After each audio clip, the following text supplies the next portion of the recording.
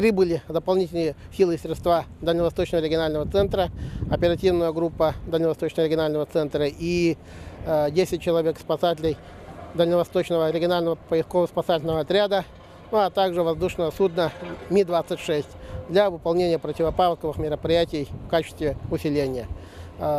Обстановка, конечно, пока спокойная. Ледоход наблюдаем на территории Иркутской области, 700 километров до границы с республикой. Но в последнее время с выпавшими осадками за сутки ледоход проходит от 200 до 300 километров.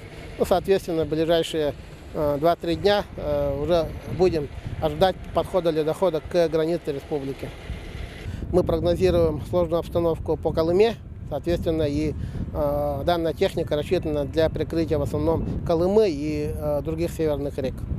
Соответственно, прибыли сюда для оказания содействия в проведении противопаводковых мероприятий, также для проведения контроля и координации действий сил и средств в случае, если произойдет чрезвычайная ситуация. Но вертолет он предназначен для переброски сил и средств МЧС России, но также при необходимости для эвакуации населения с подтопленных мест.